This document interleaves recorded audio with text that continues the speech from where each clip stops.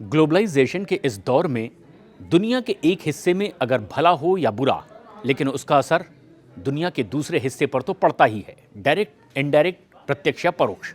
और ऐसा ही इस बार भी देखा और महसूस किया जा रहा है जब इजराइल और ईरान के बीच एक नई जंग छिड़ चुकी है। ऐसे में दुनिया भारत से भी बड़ी उम्मीद लगाए बैठी है, और ये उम्मीद बेबुनियाद भी नहीं।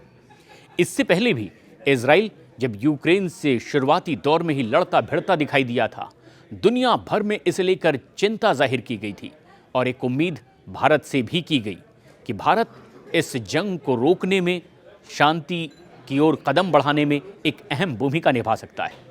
भारत ने सकारात्मक भूमिका यथासंभव निभाई भी, और ऐसे में अब जबकि ईरान और इजराइल के बीच एक नई जंग छिड़ी है, ऐसे में भारत की ओर भी बड़ी उम्मीद भरी निगाहों से पूरी दुनिया देख रही है। हालांकि इन दोनों ही देशों से सीधे संबंध जिस तरह से भारत के हैं, सीधे सीधे प्रभाव इसका भारत पर भी पड़ने वाला है, इनडायरेक्ट नहीं, डायरेक्ट भी।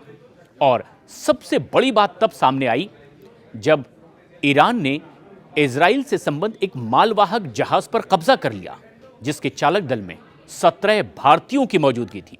और भारत के विदेश मंत्री एस जयशंकर ने इसी बाबत ईरान के विदेश मंत्री से बातचीत की और तमाम भारतीयों की कुशलता के लिए विस्तार से जानकारी ली।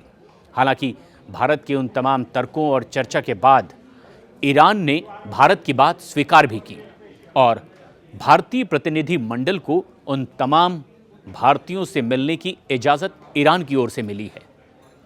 इसके अलावा भारत ने एडवाइजरी भी जारी की है तमाम भारतीयों के लिए। लेकिन खास बात यह है कि भारत की ओर अब दुनिया भी एक उम्मीद भरी निगाहों से देख रही है, और वो इसीलिए भी क्योंकि इससे पहले भी भारत कुछ इसी तरह की भूमिका निभाता रहा। लेकिन पिछले कुछ वर्षों में ये देखा गया है कि पूरी दुनिया भर में भारत की छवि पहले से कुछ ज़्यादा उम्मीदों भरी है। भारत की ओर से भी अंतर्राष्ट्रीय मंचों पर यह बात रखी गई कि भारत की बहुत शुरुआत से ही, आज़ादी के बाद से ही भूमिका गुट निरपेक्ष की रही है। यानी अगर दुनिया दो धड़ों में बटे तो भारत किसी एक के साथ खड़ा नहीं दिखाई देगा। लेकिन अब भारत ने एक नई नीति पर आगे चलने की ठानी है, और वो है विश्व मित्र की। प्रधानमंत्री नरेंद्र मोदी भी लगातार इसका जिक्र राष्ट्रीय अंतर्राष्ट्रीय मंचों पर करते रहे हैं कि भारत अब विश्व मित्र की भूमिका में दुनिया के सामने आगे बढ़ता दिखाई देगा, सभी को साथ लेकर अपने साथ दुनिया के भी विकास की बात करेगा। वसुधैव कुटुंबकम की अपनी परंपरा को प्रधानमंत्री इससे जोड़कर देखते रहे हैं। ऐसे में जबकि अब ईरान और इजराइल के बीच ये एक नई जंग शुरू हुई है, भारत के हित इससे सीधे तौर पर जुड़े हुए हैं।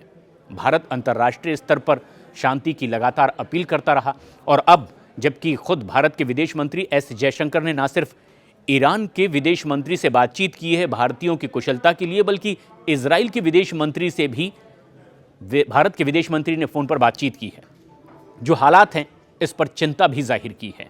साथ ही साथ ये सुझाव भी दिया गया भारत की ओर से कि शांति के रास्ते पर आगे बढ़कर कूटनीतिक तरीके से मसले का हल निकाला जाए। इसी में सबकी भलाई भी है।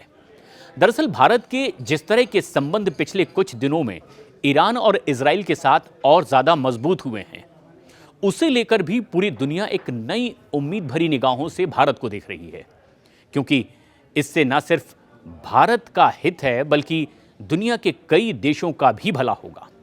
और इसीलिए भी भारत अपनी उस भूमिका को निभाने के लिए तैयार नजर आ रहा है। इस ओर कदम बढ़ा भी दिए गए हैं।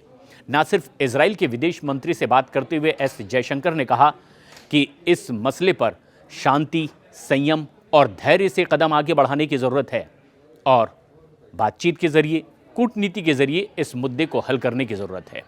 ऐसी बात इजराइल के साथ रखी गई।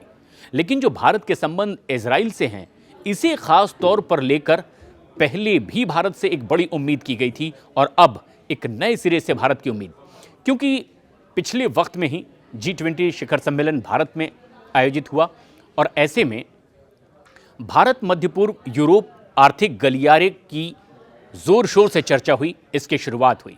व्यापारिक संबंधों को और मजबूत करने के लिए भारत ने कुछ नए कदम आगे बढ़ाए, और इसी दिशा में दूसरे देशों के साथ भारत अपने संबंधों को मजबूत करता दिखाई दे रहा है, लेकिन अगर कहीं जंग के हालात हों तो इस पर सीधा असर पड़ सकता है। ऐसा ही इजराइल के साथ एक दूसरे छोर में छिड़े जंग से भी हो रहा था, क्योंकि लाल सागर पर हूथी हमलावर लगातार जहाज़ों पर निशाना साध रहे थे। और ऐसे में लाल सागर का इलाका एक ऐसा इलाका है जहां पर भारत के व्यापारिक हित जुड़े हुए हैं। अरबों का भारत यहां से कारोबार करता है और इसीलिए भी अब ना सिर्फ इनडायरेक्टली बल्कि डायरेक्ट भारत के हितों को ध्यान में रखते हुए भारत इसमें एक अहम भूमिका निभा सकता है और इसीलिए भी पूरी दुनिया भारत को उम्मीद भरी निगाहों से देख रही है।